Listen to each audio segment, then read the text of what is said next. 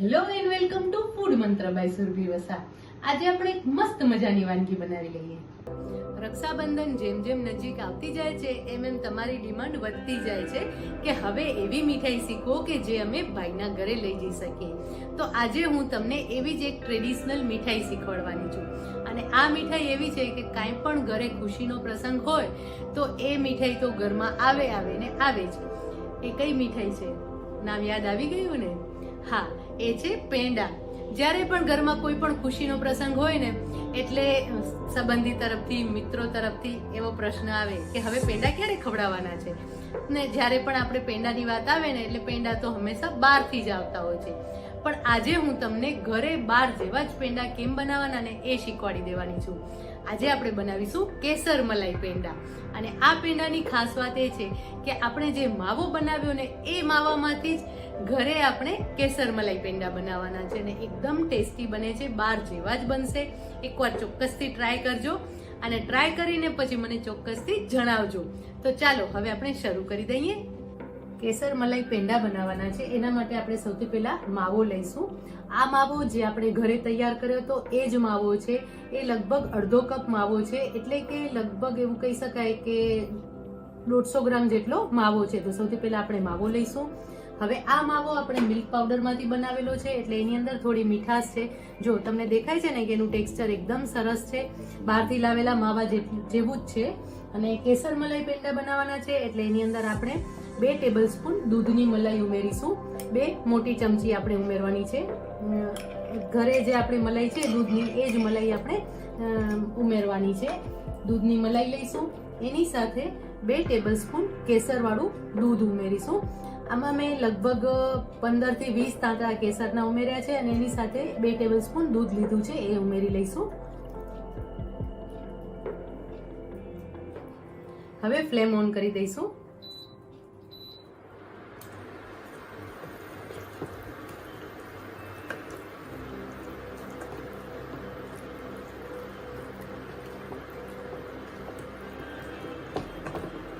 હવે આપણે આ જે માવો છે એ મિલ્ક પાવડરમાંથી બનાવેલો છે એટલે એનો સ્વાદ એમાં થોડી મીઠાશ હશે, કારણ કે મિલ્ક પાવડરમાં થોડી મીઠાશ હોય છે. એનું કારણ છે કે જ્યારે માવો આપણે બહારથી લાવતા હોય ત્યારે માવામાં પણ દૂધની પોતાની એક મીઠાશ હોય છે.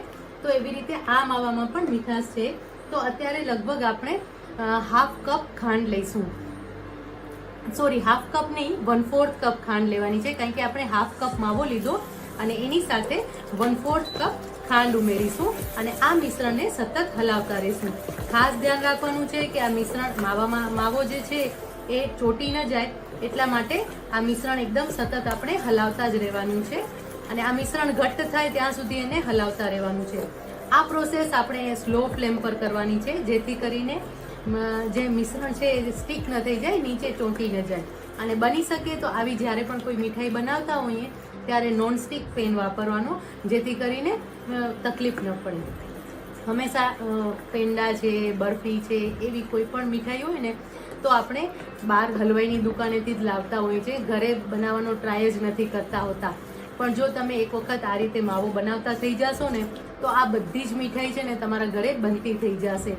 અને એ ખૂબ જ સરળ રીતે, એટલે પૈસાની રીતે પણ બહુ સરળ રીતે પરવડે છે. તમે જો કાઉન્ટિંગ કરશો ને તો જે માવો આપણે ઘરે બનાવ્યો ને એ તમને અડધા ભાવથી પણ ઓછા ભાવમાં ઘરે બની જતો હોય છે. અને એમાંથી તમે જે મીઠાઈ બનાવો છો એ તો તમને એનાથી પણ વધારે સસ્તી પડે છે. એટલે તમે જ્યારે ઈચ્છો ત્યારે તમે મીઠાઈ બનાવી શકો છો. બજેટને પણ સરળ રીતે પરવડે છે. હવે આ મિશ્રણ ઘટ્ટ થાય ત્યાં સુધી આપણે એને હલાવતા રહેવાનું છે. જો તમે જોઈ શકો છો કે મિશ્રણ છે ઘટ્ટ થવા લાગ્યું છે અને આપણે જે ખાંડ ઉમેરી હતી એની ચાસણી પણ થોડી થવા લાગી છે, એટલે કે એ પણ એને ઘટ્ટ બનાવી રહી છે. તો મિશ્રણ જ્યારે આ રીતે ઘટ્ટ થવા લાગે ને, તમને દેખાઈ રહ્યું છે ને, ત્યારે ફ્લેમ છે ને એ ઓફ કરી દેવાની છે. જો હું તમને બતાવું છું કે આપણે મિશ્રણ છે ને થોડું આવી રીતે એક પ્લેટમાં લઈ લેવાનું છે અને પછી એને જોવાનું છે કે જો આ રીતે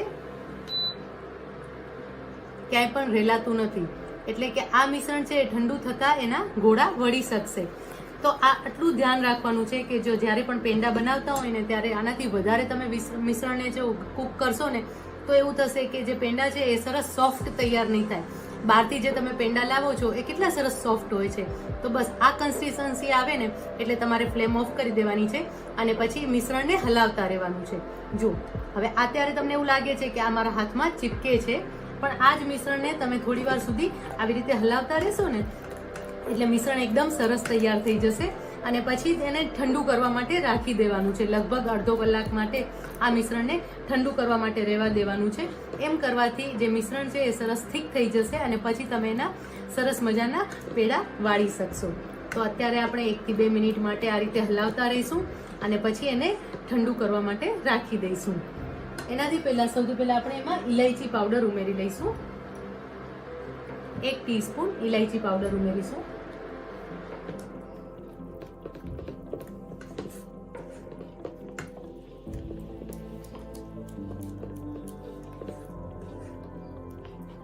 એકાદ મિનિટ માટે હલાવતા રહીશું.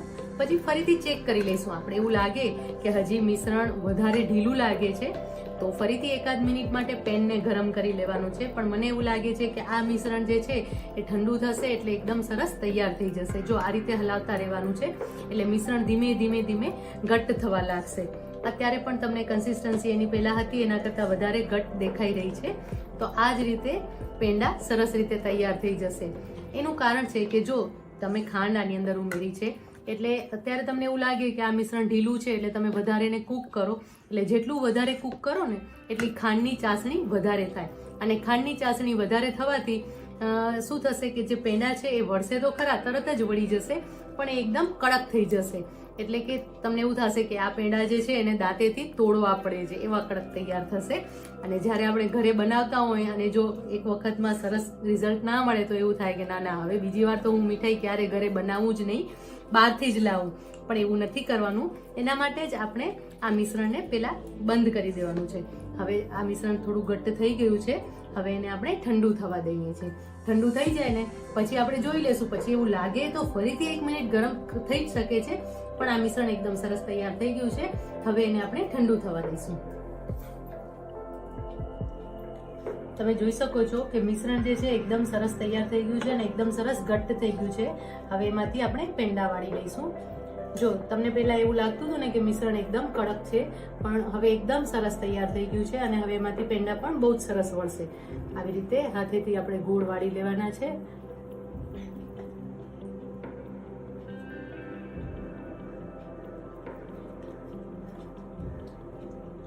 પેંડાનો સરસ આ રીતે શેપ આપી દઈશું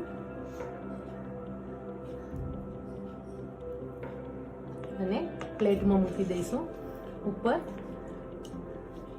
પિસ્તાની કતરણ અને 1-2 કેસરના તાંતણા મૂકી દઈશું. આ રીતે બધા જ પેડા તૈયાર કરી લઈશું. તમે જોઈ શકો છો કે પેડાનો જે લુક છે એકદમ બહાર જેવો જ છે. તમે બહારથી પેડા લાવ્યા હો એવા જ દેખાય છે. આ જ રીતે આપણે બધા જ પેડા તૈયાર કરી લેવાના છે. પેડા ભરાઈ ગયા છે, એકદમ સરસ દેખાઈ રહ્યા છે. લગભગ 300 થી 350 ગ્રામ પેંડા તૈયાર થયા છે. આપણે ઘરે બનાવેલો જે માવો છે એમાંથી જ પેંડા બનાવ્યા છે અને બહુ જ સરસ પેંડા બનાવ્યા છે. હવે આ પેંડાને આપણે સર્વ કરી લઈએ. પેંડા સર્વ કરી લઈએ.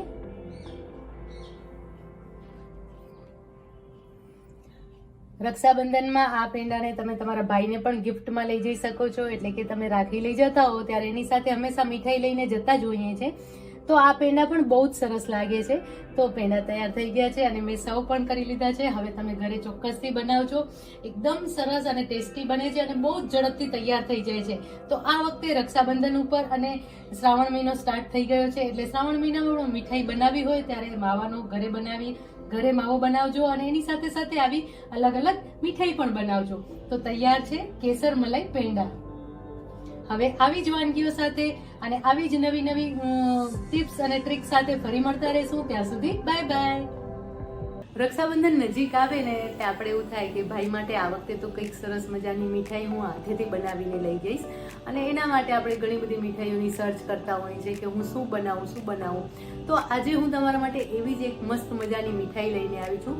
ખૂબ જ ઝડપથી તૈયાર થઈ જાય છે અને એવું કહી શકાય કે ફક્ત 3 ઇન્ગ્રેડિયન્ટ્સની તમને જરૂર પડે છે. એકદમ ક્વિક છે, એકદમ ટેસ્ટી છે અને દેખાવમાં તો બહુ જ મસ્ત છે અને બનાવવામાં એકદમ સરળ, કોઈ જ વાતનું ધ્યાન રાખવાની જરૂર નથી. બસ હવે વાતો બહુ નથી કરવી, આપણે ફટાફટ શરૂ કરી દઈએ. કાજુ મલાઈ રોલ બનાવવા માટે સૌથી પહેલાં આપણે કાજુને શેકી લઈશું. અત્યારે મેં 1 કપ કાજુ લીધેલા છે અને એને આપણે શેકી લઈશું. લાઇટલી રોસ્ટ કરી લેવાના છે, એટલે બહુ વધારે પ્રમાણમાં નહીં એવા શેકવાના છે જેથી કરીને જે હવા હોય એ નીકળી જાય, એટલે કે ભેજ હોય એ નીકળી જાય અને કાજુ સરસ થઈ જાય. કારણ કે આપણે કાજુનો ભૂક્કો કરવાનો છે. જ્યારે પણ તમે કાજુનો ભૂક્કો કરતા હો, એટલે કે કાજુ કતરી બનાવતા હો કે આવી રીતે કોઈ પણ કાજુની મીઠાઈ બનાવતા હો ને, ત્યારે કાજુને આ રીતે થોડા શેકી લેવાના છે અને શેકવાના કારણે એની અંદરથી જે ભેજ હશે એ દૂર થઈ જશે અને હલકા જ શેકી લેવાના છે.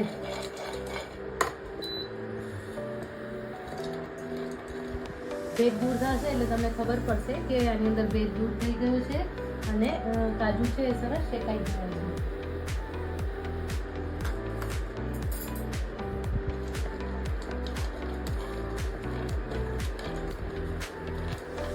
કાજુ કતરી બનાવતા હોય ને ત્યારે પણ આ રીતે કરવાનું છે. આ કરવાનું રીઝન એ છે કે આ રીતે કાજુને શેકી લેવાના કારણે જ્યારે તમે ક્રશ કરશો ને ત્યારે કાજુનો તેલ છૂટો નહીં પડે. એટલે પહેલાં એને શેકી અને પહેલાં એને ઠંડુ કરી લેવાનું છે અને પછી જ એને ક્રશ કરવાના છે. અને ક્રશ કરવાથી તેલ છૂટું નહીં પડે અને જે ભૂક્કો છે એકદમ સરસ તૈયાર થશે. 1 મિનિટ માટે હજી શેકીશું અને ખાસ યાદ રાખજો કે જ્યારે પણ શેકીએ ત્યારે સ્લો ફ્લેમ પર શેકવાના છે, બહુ વધારે હાઈ ફ્લેમ પર નહીં. જો એનો અવાજ બદલી ગયો, કાજુ શેકાઈ ગયા છે એવો એનો અવાજ આવી રહ્યો છે. હવે કડક થોડા થઈ ગયા છે.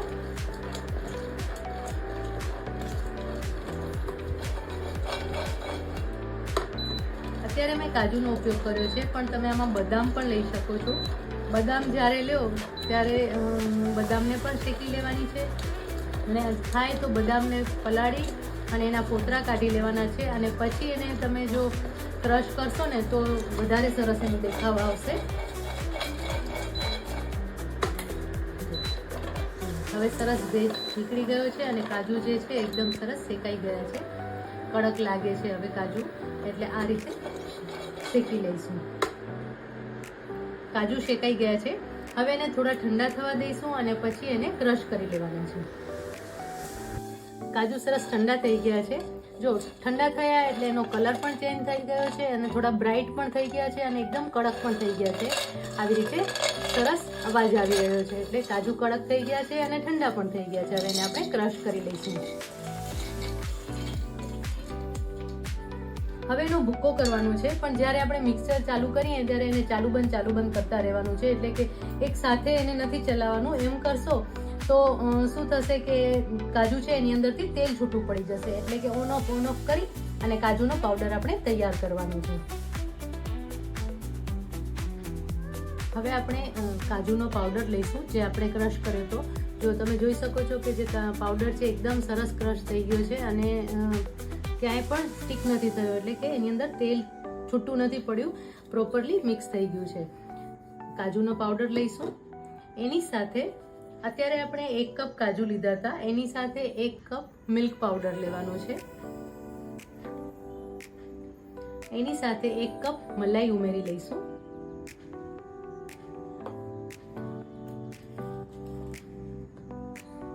અને સાથે અડધો કપ દળેલી ખાંડ ઉમેરી લઈશું.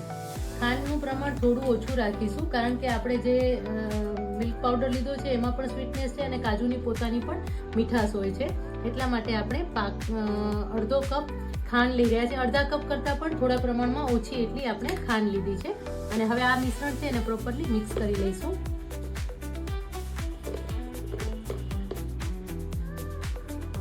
આ મીઠાઈ છે એકદમ ઝડપથી તૈયાર થઈ જાય છે અને રક્ષાબંધન માટે તો એકદમ પરફેક્ટ આ મીઠાઈ છે કારણ કે ખૂબ ઝડપથી તૈયાર થાય છે. અને કાજુની મીઠાઈ છે, તમે અત્યારે જો કાજુની મીઠાઈ બહારથી લેવા જાઓ તો બહુ જ મોંઘી પડે છે, પણ જ્યારે આ જ મીઠાઈ છે તમે ઘરે ઇઝીલી એકદમ ઝડપથી તૈયાર કરી શકો છો.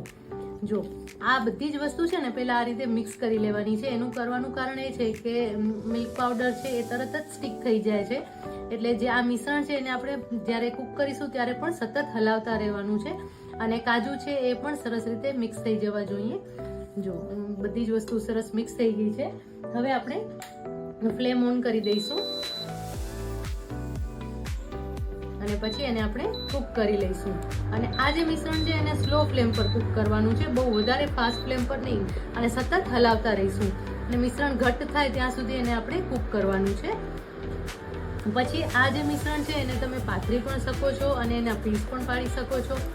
તમે બોલ્સ પણ બનાવી શકો છો, એના રોલ પણ બનાવી શકો છો. તમે જેવો ઈચ્છો એવો એને શેપ પણ આપી શકો છો. ખાંડની જે ખાંડ છે એ ઓગળવા લાગશે અને એની ચાસણી બનશે અને મિશ્રણ સરસ તૈયાર થઈ જશે.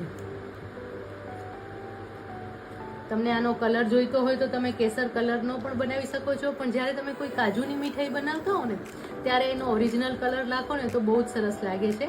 અને આ જ મિશ્રણ છે એને તમે પતલું પાથરી અને ઉપરથી વરખ લગાવીને પણ સર્વ કરી શકો છો, તો પણ બહુ જ સરસ લાગે છે. એટલે કાજુ કતરી જેવો જ એનો લુક આવે છે. પણ મિશ્રણ સરસ કૂક થઈ જવું જોઈએ, તો એનું જે છે એની ચિકાસ દૂર થઈ જશે, નહીંતર એ હાથમાં સ્ટીકી થઈ જશે. હવે આ મિશ્રણને ઘટ્ટ થાય ત્યાં સુધી આપણે કૂક કરતા રહેવાનું છે. સતત હલાવતા રહીશું અને કૂક કરતા રહીશું એને.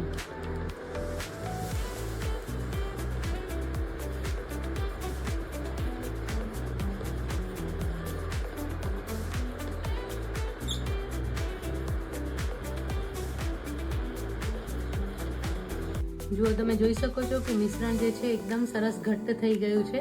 બસ આ રીતનું મિશ્રણ તૈયાર થવું જોઈએ.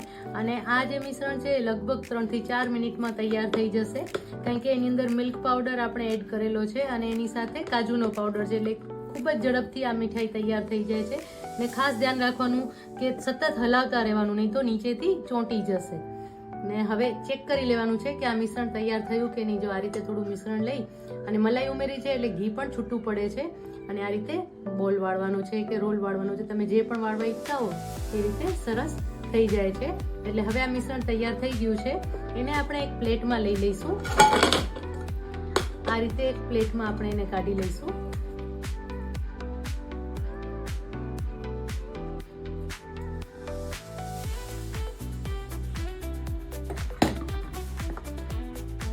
અને પ્લેટમાં એને ઠંડુ કરવા રાખી દઈશું. ઠંડુ પડે પછી આપણે એને રોલનો જે શેપ આપવો છે એ આપણે શેપ આપી દઈશું. તો હવે આ મિશ્રણને આપણે લગભગ 15 થી 20 મિનિટ સુધી રૂમ ટેમ્પરેચર પર આવે ત્યાં સુધી એને ઠંડુ થવા દઈશું. જો કાજુ રોલ્સનું જે મિશ્રણ છે એકદમ સરસ ઠંડુ થઈ ગયું છે. અને હવે આપણે એના રોલ્સ વાળી લેવાના છે. રોલ્સ વાળી અને પછી આપણે એને પિસ્તાનમાં રગદોળી લઈશું. હવે આમાં તમને જે સાઈઝના રોલ વાળવા હોય એ સાઈઝના તમે રોલ વાળી શકો છો. હું મીડિયમ સાઈઝના અત્યારે રોલ વાળી રહી છું, જેથી કરીને સર્વિંગમાં પણ સરસ લાગે અને કોઈને પણ આપ્યા હોય તો પણ એકદમ સરસ લાગે. તો અત્યારે હું આ રીતના રોલ વાળી રહી છું.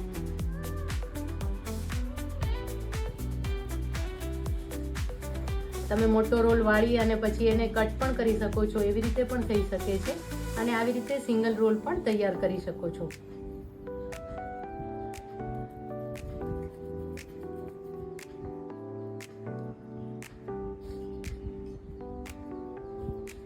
જો આ રીતના બધા જ રોલ્સ આપણે તૈયાર કરી લઈશું.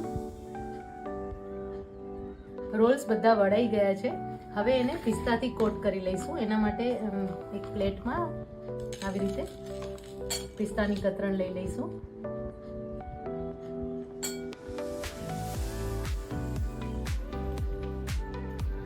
પછી એને સરસ રીતે કોટ કરી લેવાની છે.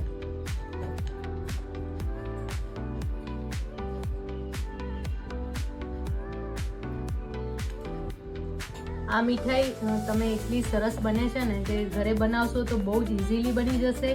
અને અત્યારે જ્યારે રક્ષાબંધનનો તહેવાર નજીક આવે ને ત્યારે માવો બહારથી લાવવો પણ સારો નથી મળતો હોતો અને એવા બધા પ્રોબ્લેમ થતા હોય છે. તો તમે આ મીઠાઈ એકદમ ઇઝીલી ઘરે બનાવી અને તમારા ભાઈ માટે ગિફ્ટ તરીકે લઈ જઈ શકો છો. તો આ રીતે આપણે બધા જ રોલ છે એને પિસ્તાથી કોટ કરી લઈએ અને પછી એને આપણે સર્વ કરી લઈએ. કાજુ મલાઈ રોલને સર્વ કરી લઈએ. એકદમ મસ્ત દેખાઈ રહ્યા છે. આ રોલ તમે ચોક્કસથી ઘરે બનાવજો. બનાવવામાં બહુ જ ઇઝી છે. એવું કહી શકાય કે ફક્ત 5 મિનિટમાં આ રોલ તૈયાર થઈ જાય છે. અને જસ્ટ મિક્સ કરવાનું છે, કાંઈ ધ્યાન પણ નથી રાખવાનું, છતાં પણ એકદમ ટેસ્ટી અને બહુ જ ઇન્ટરેસ્ટિંગ એવા આ રોલ છે. દેખાવમાં તો તમે જોઈ જ શકો છો કે કેટલા સરસ દેખાઈ રહ્યા છે આ રોલ. તો ચોક્કસથી તમારા ઘરે બનાવજો અને હા, ફીડબેક પણ મને ચોક્કસ આપજો કે તમને આ રોલ કેવા લાગ્યા. તો મસ્ત મજાના આ રોલ તૈયાર છે, એને આપણે સર્વ કરી લીધા છે. આવી જ નવી વાનગીઓ સાથે, નવી વાતો સાથે ફરી મળતા રહીશું. ત્યાં સુધી બાય બાય. સૌથી પહેલા આજે આપણે દૂધપાક બનાવીશું. દૂધપાક તમારા બધાના ઘરે દૂધપાક તો બનતો જ હોય છે, પણ જ્યારે પણ દૂધપાક બને ને ત્યારે નાની નાની વાતની મૂંઝવણ આવતી હોય છે કે દૂધપાક બનાવતી વખતે ત્યાં ને ત્યાં જ ઊભું રહેવું પડે છે, કારણ કે દૂધ ઉભરાઈ જાય છે અને એની સાથે સાથે જો તમે હલાવતા ના રહો તો દૂધ ચોંટી પણ જતું હોય છે. તો આવા બધા જ પ્રોબ્લેમનું સોલ્યુશન આજે આવી જવાનું છે અને એકદમ સરસ આપણે દૂધપાક બનાવીશું ને એકદમ ઝડપથી તૈયાર થઈ જાય એવી રીતના આપણે દૂધપાક બનાવીશું. તો સૌથી પહેલી ટિપ્સ એ છે કે જ્યારે તમે દૂધપાક બનાવતા હો ને ત્યારે એકદમ જાડા તળિયાવાળું વાસણ લેવાનું છે, એટલે કે જે પણ તપેલું લો, કડાઈ લો, એ એકદમ જાડા તળિયાવાળી હોવી જોઈએ. અને જો તમારી પાસે એવો કોઈ વાસણ ન હોય, એટલે કે એવી કોઈ કડાઈ કે તપેલું ના હોય, તો તમે કુકરને પણ લઈ શકો છો. મોટું કુકર હોય, કુકરનું તળિયું હંમેશા જાડું હોય છે, તો તમે એનો પણ ઉપયોગ કરી શકો છો. હવે દૂધ ચોંટે નહીં એના માટે શું કરવાનું છે કે 1 ટીસ્પૂન જેટલું ઘી લેવાનું છે અને ઘી લઈ અને એને ફેલાવી દેવાનું છે વ્યવસ્થિત રીતે. ચારે બાજુ એને આપણે ફેલાવી લઈશું અને ફેલાવી લેવાના કારણે શું થશે કે નીચે જે છે દૂધ એ સરસ ચોંટશે નહીં અને સરસ રીતે કૂક થઈ જશે. તો આપણે એને પ્રોપરલી ફેલાવી લઈશું.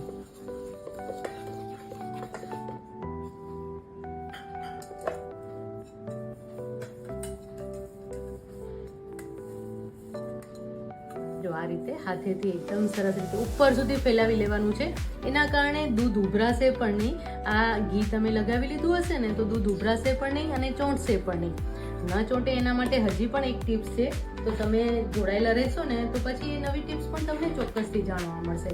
હવે એની અંદર આપણે થોડું બીજું એક્સ્ટ્રા ઘી લઈશું. 1 ચમચી ઘી લઈશું, 1 ટીસ્પૂન જેટલું ઘી લઈશું. હવે દૂધપાક અને ખીર આ બંને માટે ઘણી વખત બધાને બહુ જ કન્ફ્યુઝન થતું હોય છે. તો દૂધપાકમાં પણ ચોખા થોડા પ્રમાણમાં ઉમેરવામાં આવે છે અને જ્યારે ખીર બનાવો ત્યારે ચોખાનું પ્રમાણ બહુ વધારે હોય છે અને જે ખીર છે એ થોડું વધારે ઘટ્ટ હોય છે, જ્યારે દૂધપાક છે એ ખીર કરતાં થોડું ઓછું ઘટ્ટ હોય છે. ખીરમાં જે થિકનેસ હોય છે એ ચોખાના કારણે હોય છે. ઘણા લોકો ચોખા ક્રશ કરીને લેતા હોય છે, ઘણા લોકો અધકચરા ક્રશ કરેલા જ પણ ચોખા લેતા હોય છે.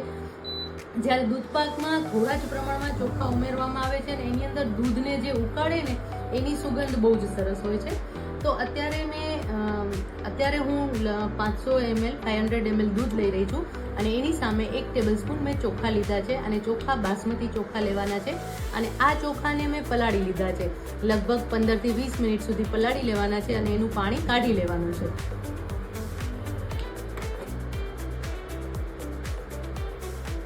પાણી કાઢી લીધા પછી જે ચોખા છે એને આપણે ઘીમાં એડ કરી દઈશું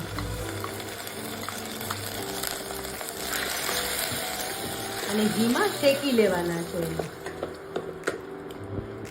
ઘીમાં ચોખા શેકાશે અને પછી એ જ્યારે દાણો ફૂટશે ને ત્યારે એનો સુગંધ બહુ જ સરસ આવશે. અને જ્યારે તમે ખીર બનાવતા હો ને ત્યારે પણ તમે આ પ્રોસેસ કરશો ને તો તમારી ખીર પણ બહુ જ સરસ બનશે.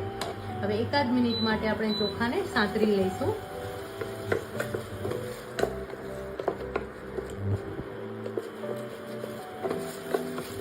એની અંદરનું પાણી થોડું કૂક થઈ જાય અને બળી જાય એ રીતે આપણે સાંતળી લેવાના છે.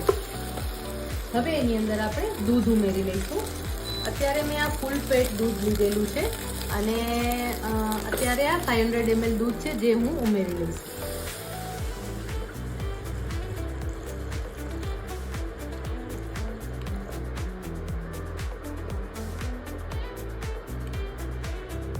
હંમેશા જ્યારે પણ દૂધપાક બનાવતા હો ત્યારે ફૂલ ફેટ દૂધ લેવાનું છે અને ફૂલ ફેટ દૂધ લઈ અને એની અંદર આપણે જે ચોખા ઉમેર્યા એ ઉમેરીને હવે એને ઉકાળવા માટે રહેવા દેવાનું છે. હવે દૂધ ઉકળતું હોય ત્યારે આપણે સતત એના ઉપર નજર રાખવી પડે છે. એટલે સૌથી પહેલાં તો દૂધને આપણે એક વખત સરસ રીતે મિક્સ કરી લઈશું અને પછી એટલે ચોખા જે છે એ સરસ મિક્સ થઈ જાય અને પછી દૂધને ઉકળવા દઈશું. હવે બીજી એક વાત કે જ્યારે પણ દૂધ ઉકળતા હોય ને ત્યારે ઘણા લોકો શું કરતા હોય છે કે તરત જ એની અંદર ખાંડ ઉમેરી દેતા હોય છે. આમ કરવાથી શું થાય છે કે ખાંડનું પાણી છૂટે છે, એના કારણે દૂધને ઉકળતા પણ બહુ વાર લાગે છે અને સાથે સાથે જે આપણે ચોખા ઉમેર્યા છે એ ચોખાને પણ ચડતા વાર લાગે છે અથવા તો ઘણીવાર એ ચોખા કચરા કાચા રહી જાય ને એવો એનો સ્વાદ આવે છે. એટલે હંમેશા જ્યારે પણ આપણે દૂધપાક બનાવીએ ને ત્યારે ખાંડ છે એ લાસ્ટમાં જ એટલે કે છેલ્લે ઉમેરવાની છે, દૂધ ઉકળી જાય પછી. અને હા, ઘણી વખત તમે જોતા હશો કે જ્યારે તમે બહારથી દૂધપાક લાવતા હો ને ત્યારે એનો કલર બહુ જ સરસ હોય છે અને એવો કલર ક્યારેય આપણા ઘરે નથી આવતો. તો એના માટેની પણ એક સ્પેશિયલ ટિપ્સ છે અને એ કેવી રીતે કલર લાવવો ને એ હું તમને ચોક્કસથી બતાવીશ. તમે જોતા રહેજો આખી પ્રોસેસ તો તમને ચોક્કસ જાણવા મળશે કે આટલો સરસ કલર પણ કઈ રીતે આવે છે. જો હવે દૂધને આપણે ઉકળવા દઈશું.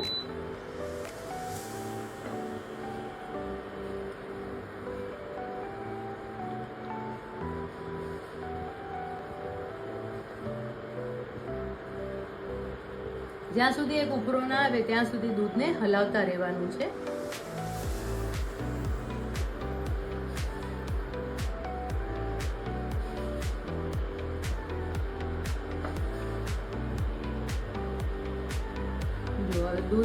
દૂધનો ઉફેણો આવવાની શરૂઆત થઈ ગઈ છે અને દૂધ પણ ઉકળવાનું શરૂ થઈ ગયું છે. હવે જ્યારે આ રીતે દૂધ ઉકળવાનું શરૂ થાય ને ત્યારે શું કરવાનું છે કે એક આવી નાનકડી કટોરી લેવાની છે, એક નાની વાટકી લેવાની છે અને એને આની અંદર મૂકી દેવાની છે. તમે આ રીતે મૂકી દેશો ને એટલે તમારું દૂધ છે ને એ ઉકળતું રહેશે પણ ઉફેણો નહીં આવે, એટલે કે ઉભરાઈને બારે નહીં નીકળી જાય અને મીડિયમ ફ્લેમ પર દૂધ રહેવા દેવાનું છે. સૌથી પહેલો ઉફેણો આવશે ને ત્યારે એવું થશે કે દૂધને જરા ધ્યાન રાખવું પડશે, પણ જ્યારે ઉકળવામાં આવે ને ત્યારે આ પ્રોબ્લેમ નહીં થાય. અત્યારે મારું દૂધ ઓછું છે એટલે તમને વાટકી દેખાઈ રહી છે, પણ તમે વધારે દૂધ હોય તો પણ આટલી નાની વાટકી જ મૂકવાની જરૂર છે. એવું જરૂરી નથી કે તમે મોટી વાટકી કે મોટું તપેલું મૂકો એની અંદર. બસ આ રીતે એક નાની વાટકી એની અંદર રહેવા દેવાની છે અને પછી દૂધને ઉકળવા દેવાનું છે. આમ કરવાથી દૂધની અંદર ઉફેણો તો આવશે પણ દૂધ ઉકળાઈને જે ઉભરાઈને બારે આવે છે ને એ બારે નહીં આવી જાય. હવે આપણે લગભગ 8 થી 10 મિનિટ સુધી દૂધને ઉકળવા દઈશું. જો તમે જોઈ શકો છો કે દૂધનો ઉફેણો આવે છે પણ એ બારે નથી નીકળતું, એમને એમ જ થાય છે. એટલે આ એક સરસ મજાની ટિપ્સ છે જે તમને બહુ જ હેલ્પફુલ થશે. હવે આપણે આ દૂધને ઉકળવા દઈશું. જો તમે જોઈ શકો છો કે દૂધ સરસ ઉકળી ગયું છે અને એની અંદર આ વાટકી પણ આપણી પડી રહી છે અને ક્યાંય જરાય નીચેથી ચોંટ્યું નથી. જો તમને દેખાય છે ને કે ક્યાંયથી ચોંટ્યું નથી અને એની અંદર જે આપણે ભાત ઉમેર્યા હતા એ એકદમ સરસ ચડી ગયા છે. હવે એની અંદર આપણે ખાંડ ઉમેરવાની છે.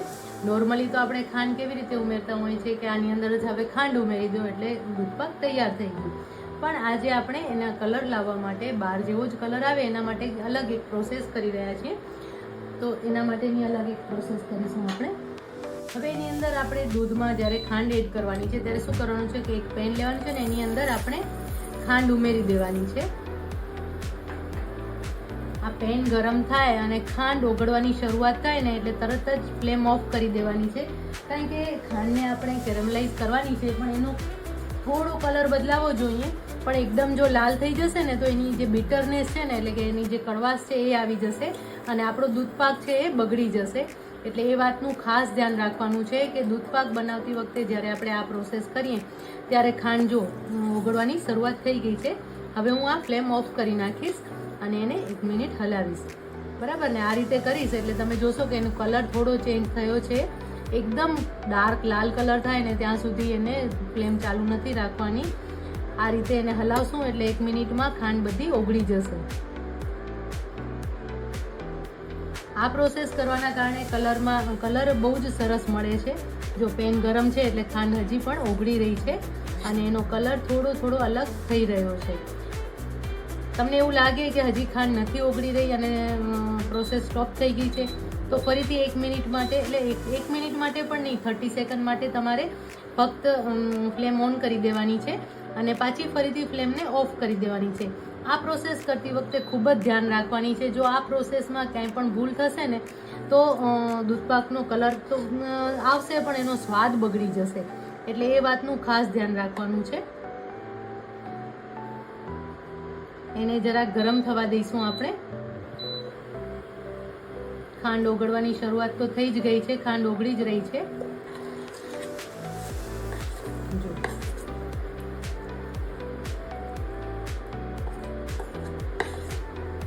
ખાંડ સરસ ઓગળી ગઈ છે.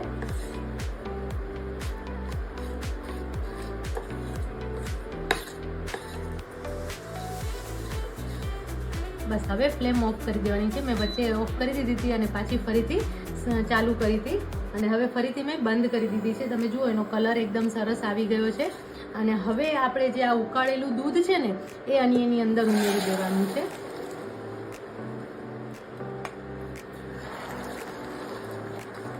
અને પછી એને ગરમ કરી લેવાનું છે. જો કલર તમને તરત જ ફરક દેખાશે છે ને. અને આ જે ખાંડ દેખાય છે ને એ બધી જ ઓગળી જશે, હમણાં જ મેલ્ટ થઈ જશે. અને હવે ફ્લેમ ઓન કરી દેવાની છે. ફ્લેમ ઓન કરી અને એને જરાક વાર માટે ઉકાળી લેવાનું છે. આમ કરવાથી શું થશે કે ખાંડનું પાણી જે થશે ને એ પાણી એટલું બધું વધારે પ્રમાણમાં નહીં થાય કે પછી ફરીથી તમારે એને ઉકાળવું પડે. અને એનો કલર બહુ જ સરસ આવશે. દૂધપાકનો જે કલર આપણે ઓરિજિનલ જે બારે કલર મળતો હોય ને એવો કલર તમને આ પ્રોસેસથી મળશે. એટલે હંમેશા યાદ રાખો કે જ્યારે પણ દૂધપાક બનાવો ને ત્યારે આ પ્રોસેસ કરશો તો તમારો દૂધપાકનો સ્વાદ અને કલર બંને બહુ જ સરસ આવશે. હલાવતા રહીશું આપણે, કારણ કે આ જે ખાંડ છે એની અંદર મેલ્ટ થઈ જશે એટલા માટે.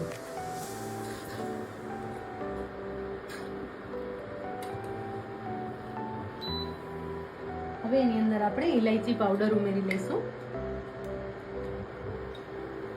હાફ ટીસ્પૂન ઇલાયચી પાવડર ઉમેરી લઈશું.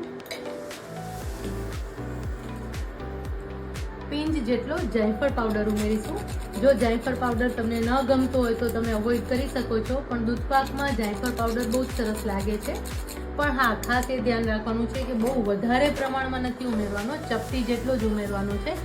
એમ કરવાથી એક બહુ જ સરસ સુગંધ મળશે એને. જો કેટલો સરસ કલર આવી ગયો છે.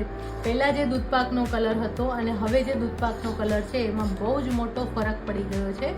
અને એના કારણે દૂધપાકનો સ્વાદ અને કલર બંને એકદમ ચેન્જ થઈ ગયા છે. હવે એની અંદર તમે બદામ પિસ્તાની કતરણ ઉમેરી શકો છો. એની સાથે સાથે જાયફળ અને ઇલાયચી તો આપણે ઉમેરી જ લીધા છે. અત્યારે આપણે બદામની કતરણ ઉમેરી રહ્યા છીએ. કાજુના ટુકડા પણ તમે એની અંદર ઉમેરી શકો છો. પિસ્તાની કતરણ ઉમેરી લઈશું. કેટલો સરસ દેખાઈ રહ્યો છે ને. મસ્ત મજાનો એવો દૂધપાક તૈયાર થઈ ગયો છે. એની થિકનેસ પણ એકદમ પ્રોપર છે, નથી બહુ વધારે ઘટ કે નથી બહુ વધારે પતલું.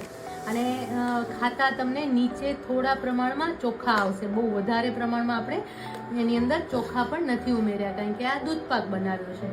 તો હવે મસ્ત મજાનો એવો દૂધપાક તૈયાર થઈ ગયો છે. આ દૂધપાકને આપણે સર્વ કરી લઈએ. બહુ જ સરસ સુગંધ આવી રહી છે અને ફટાફટ સર્વ કરી લઈએ. એકદમ મસ્ત એવો ગરમા ગરમ દૂધપાક તૈયાર છે. આપણે એને સર્વ કરી લઈએ. એનો કલર પણ બહુ જ સરસ લાગી રહ્યો છે અને એની સાથે જે ચોખા છે એ પણ જો એકદમ સરસ ચડી ગયા છે. અને એનો કલર પણ તમે જોઈ શકો છો કે જે આપણે સુગર કેરેમલાઇઝ કરી એટલે એકદમ અલગ થઈ ગયો છે. તો હવે આ મસ્ત મજાનો એવો દૂધપાક તૈયાર છે. એને આપણે પિસ્તા બદામની કતરણથી ગાર્નિશ કરી લઈશું. એટલું સરસ દેખાઈ રહ્યું છે. અને આ દૂધપાક તમે બનાવશો ને તો બધા પૂછવાના છે કે ભાઈ આવો કલર તમારો ક્યાંથી આવ્યો. તો મસ્ત એવો દૂધપાક તૈયાર છે. આપણે એને સર્વ કરી લઈએ. આવી જ નવી વાનગીઓ સાથે, નવી વાતો સાથે ફરી મળતા રહીશું. ત્યાં સુધી bye bye. Hello and welcome to food મંત્ર બાય સુરભી વસા. તહેવારોની શરૂઆત થઈ ગઈ છે અને એની સાથે સાથે ઘરમાં મીઠાઈ આવવાની પણ શરૂઆત થઈ ગઈ છે. સાચી વાત કે નહીં? તો આજે હું તમને એક બહુ જ ઇઝી એવી મીઠાઈ શીખવી દઈશ. અને આ જે મીઠાઈ છે એ તમારી મોસ્ટ ડિમાન્ડેડ મીઠાઈ છે, એટલે કે તમે બહુ જ બધી ડિમાન્ડ કરી છે. અને એ છે કોપરાનો મેસૂબ. ફક્ત 3 જ ઇન્ગ્રેડિયન્ટ્સથી આ મેસૂબ તૈયાર થાય છે. અને હા, આ મેસૂબમાં ઘીની પણ જરૂર નથી પડતી અને એકદમ ફટાફટ તૈયાર થઈ જાય છે. નાની નાની વાતનું જો તમે ધ્યાન રાખશો ને તો આ મેસૂબ ઘરે બહુ જ સરળ રીતે અને એકદમ સરસ રીતે બને છે. અને તમે ચોક્કસથી એક ટ્રાયલ તો લેજો જ, તો તમને કોન્ફિડન્સ આવશે કે હા હવે તો હું પણ મીઠાઈ બનાવી શકું છું. કારણ કે મીઠાઈની શરૂઆત હંમેશા એક ઈઝી મીઠાઈથી તમે કરો ને તો તમને પણ કોન્ફિડન્સ આવે અને એવું થાય કે ના ના મીઠાઈ મારાથી બની શકશે અને આપણે બહારથી મીઠાઈ લેવાને બદલે ઘરે જ મીઠાઈ બનાવી લઈએ. તો આજે હું તમને એવી જ એક મીઠાઈ શીખવી રહી છું. બહુ જ ઈઝી છે, ચાસણીની ક્યાંય ધ્યાન રાખવાની જરૂર નથી. નાની નાની વાતનું જ ખાલી ધ્યાન રાખવાનું છે, બાકી ફટાફટ આ મેસૂબ તૈયાર થઈ જાય છે. તો ચાલો હવે આ કોપરાનો મેસૂબ બનાવવાની શરૂઆત કરી દઈએ. હું આજે તમને પદ્ધતિસર કોપરાનું મેસૂબ કેમ બનાવવું એ શીખવાડીશ. બહુ જ ઇઝીલી બની જાય છે અને એકદમ ઝડપથી અને ટેસ્ટી તૈયાર થાય છે. તો સૌથી પહેલા તો એના માટે આ 3 જ વસ્તુની જરૂર પડશે. આમાં મલાઈ છે, ખાંડ છે અને સૂકા કોપરાનું છીણ છે. આ જે રૂટીનમાં બારે જે છીણ મળે છે એ જ છીણ મેં લીધેલો છે અને એનાથી જ કોપરાનું મેસૂબ બહુ જ સરસ તૈયાર થાય છે. બસ આ 3 વસ્તુ તમારા ઘરમાં હાજર હશે તો મેસૂબ એકદમ ઝડપથી તૈયાર થઈ જાય છે અને ઘીની પણ જરૂર નથી પડતી. તો સૌથી પહેલા તો આ 3 વસ્તુને મિક્સ કરી લેવાની છે.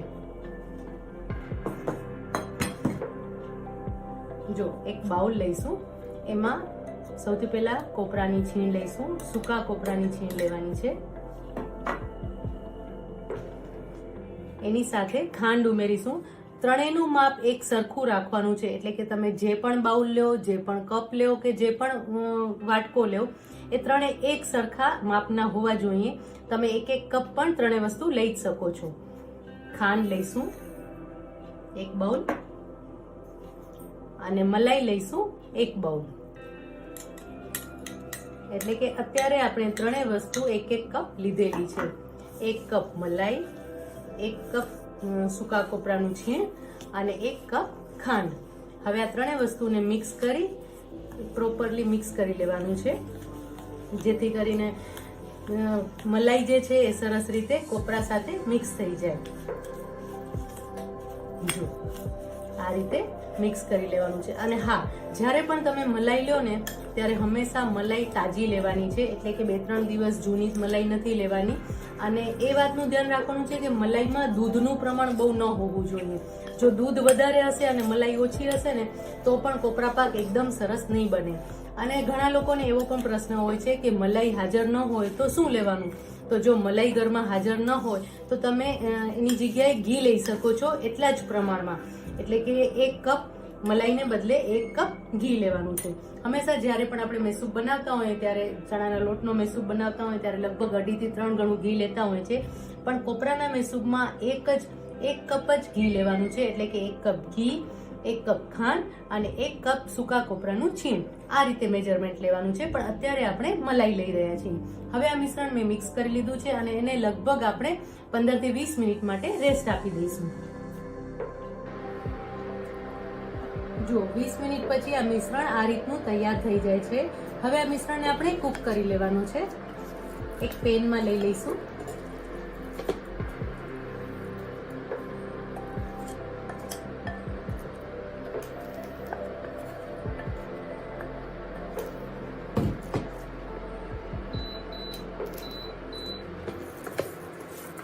ખાંડ પણ થોડી ઓગળી ગઈ છે અને જે કોપરું છે એ વધારાનું જે દૂધ હોય કે જે મલાઈનું જે અંદરનું દૂધ છે એ એબ્સોર્બ કરી અને ફૂલી ગયો છે. હવે આ મિશ્રણને કૂક કરવાનું છે.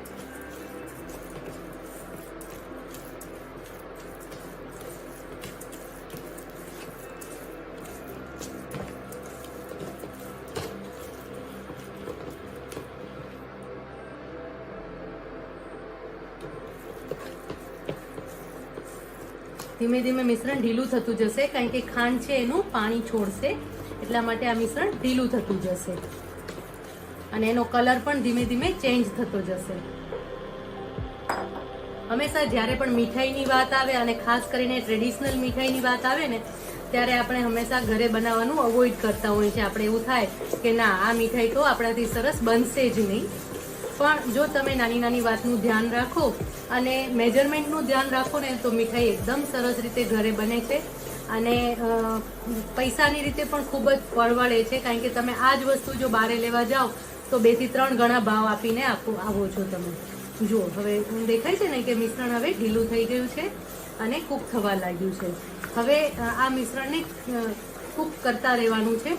ધીમે ધીમે મિશ્રણ ફૂલતું જશે અને એનો કલર ચેન્જ થાય ત્યારે સમજવાનું છે કે મેસૂબ છે તૈયાર થઈ ગયો છે. અત્યારે તો બહુ ઇઝીલી આ મિશ્રણ તૈયાર થઈ જાય છે, પણ ધીમે ધીમે જ્યારે લાસ્ટ સ્ટેજ આવે ને ત્યારે છેલ્લી 2-3 મિનિટ ખાસ ધ્યાન રાખવાનું છે. જો તમે મિશ્રણને ઓવરકુક કરી નાખશો તો જે મેસૂબ છે એ ભભરું બની જશે, એટલે કે ભૂકો ભૂકો થઈ જશે. અને જો મિશ્રણ છે એ વધારે ઢીલું રહી જશે તો એવું થશે કે જે મેસૂબ છે એ મેસૂબને બદલે કોપરા પાક જેવું થઈ જશે. એટલે વાંધો નહીં, કોપરા પાક પણ બધાને ભાવી જ જતો હોય છે, પણ જો તમે મેસૂબ બનાવતા હો તો આપણે મનથી એવું થઈ જાય કે ઓહ મારો અટેમ્પ બેકાર ગયો અને વસ્તુ સરસ ના બની. પણ એમાં જરાય ગભરાવાની જરૂર નથી. બીજી વાર કરવાનું તો પણ સરસ તૈયાર થઈ જશે. જ્યારે તમે 1 થી 2 વખત કરશો ને ત્યારે તમને પણ કોન્ફિડન્સ આવી જશે. હવે જો મિશ્રણ ઢીલું રહી જાય ને તો કંઈ વાંધો નથી કે કોપરા પાક જેવું બની જશે અને તમે એને ઉપયોગમાં લઈ શકો છો. પણ જ્યારે મિશ્રણ ભભરું બની જાય કે બહુ જ વધારે ડ્રાય થઈ જાય તો શું કરવાનું? તો એવું કરવાનું કે એ મિશ્રણને ફરીથી પેનમાં લઈ લેવાનું છે અને એની અંદર 1/2 કપ દૂધ ઉમેરી દેવાનું છે અને ફરીથી એને હલાવતા રહેવાનું છે. આમ કરવાથી જો મિશ્રણ થવા લાગ્યું છે,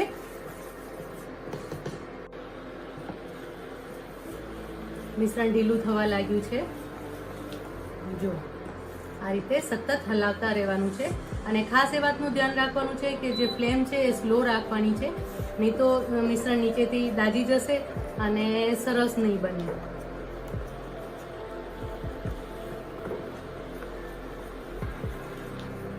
અને બની શકે તો નોનસ્ટિક પેનનો યુઝ કરવાનો છે જેથી કરીને મિશ્રણ અંદર ચોટે નહીં. અને સતત આ રીતે હલાવતા જ રહેવાનું છે.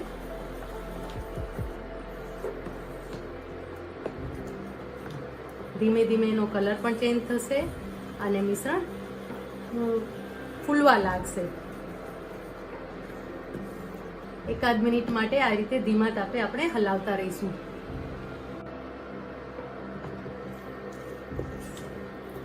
જો હવે મિશ્રણ ધીમે ધીમે કલર ચેન્જ કરી રહ્યો છે, ગુલાબી કલર થઈ રહ્યું છે. મીડિયમ ફ્લેમ એકદમ સ્લો કરી નાખવાની છે. આ સ્ટેજ પર 1 ચમચી ઘી ઉમેરવાનું છે.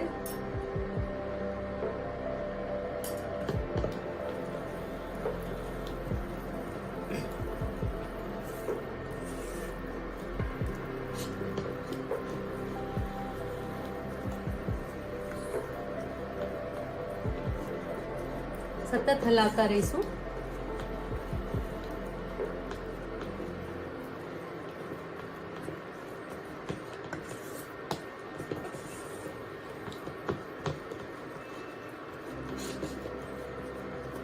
હવે મિશ્રણ ફૂલવા લાગે છે.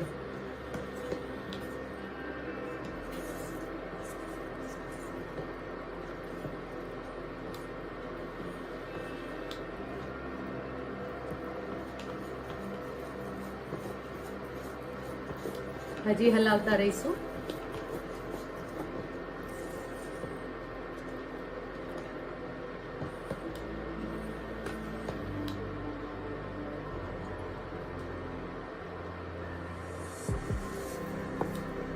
જો છે ને હવે અંદરથી થોડી જાળી પણ તમને દેખાશે. હજી 1-8 મિનિટની વાર છે, એટલે ધીમા તાપે ધીરજથી કરતા રહેવાનું છે. બહુ ઉતાવળ પણ નથી કરવાની, ફ્લેમ સ્લો જ રાખવાની છે. જો ફ્લેમ ફાસ્ટ કરશો ને તો આ મિશ્રણ જે છે એ નીચે ચોંટવા લાગશે.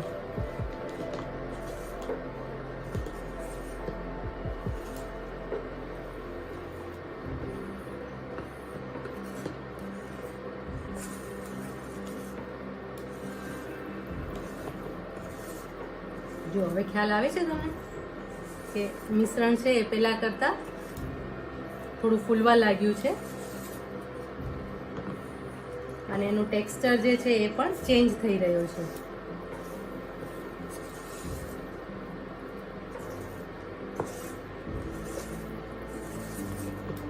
અને આ રીતે મિશ્રણ જે છે એ ભેગું થઈ રહ્યું છે.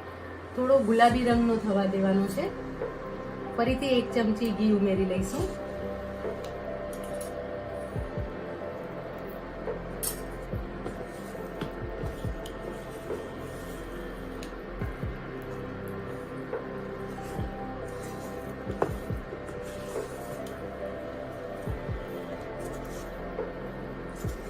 જો એમાં જારી પણ દેખાઈ રહી છે.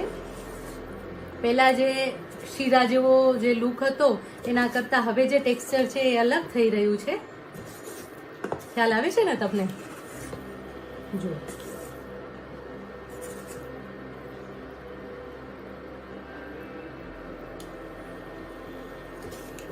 બસ એકાદ મિનિટ માટે જ, હવે અડધી મિનિટ માટે કરવાનું છે. અને હવે શું કરવાનું છે કે હવે આને ગેસ બંધ કરી દેવાનું છે, એટલે કે ફ્લેમ ઓફ કરી દેવાની છે. અને પેન જે ગરમ હોય ને એમાં જ આ મિશ્રણ હવે કૂક થશે. અને તમને પણ અત્યારે દેખાઈ રહ્યું છે ને કે એની જાડી દેખાઈ રહી છે. હવે આપણે એની અંદર એલચીના દાણા ઉમેરી લઈશું.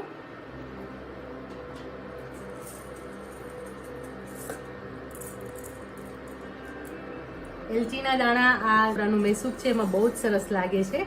અને હવે આ મિશ્રણને આપણે મોલ્ડમાં લઈ લેવાનું છે. હવે આ મિશ્રણને આપણે મોલ્ડમાં લઈ લઈશું.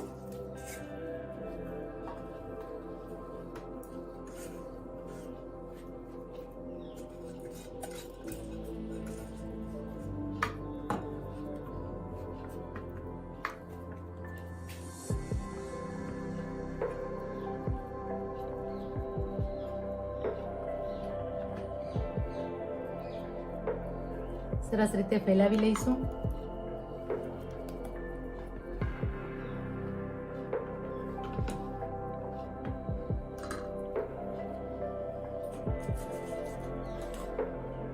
એલચીના દાણા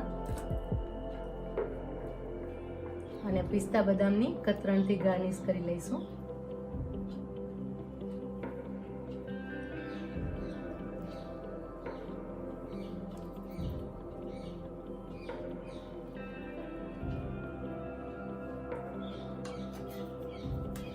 હવે એને ઢાંકીને રહેવા દેવાનું છે લગભગ અડધો કલાક સુધી. હવે જ્યારે મેં મોલ્ડમાં મિશ્રણ લીધું ત્યારે નીચે આ રીતે એક ભીનો નેપકિન પાથર્યો છે. એનું કારણ એ છે કે જ્યારે આપણે મોલ્ડમાં લઈએ છીએ અને નીચે નેપકિન પાથરીને રાખીએ છીએ એટલે જે કૂક થવાની પ્રોસેસ છે એ અટકી જશે. અને નીચેથી અટકી જશે અને ઉપર કૂક થશે, એટલા માટે એનામાં કલર પણ સરસ દેખાશે અને મિશ્રણ ઓવરકુક પણ નહીં થઈ જાય. તો હવે આપણે આને ઢાંકીને લગભગ અડધો કલાક માટે રહેવા દેશું અને પછી એના પીસ પાડીને સર્વ કરી લઈશું.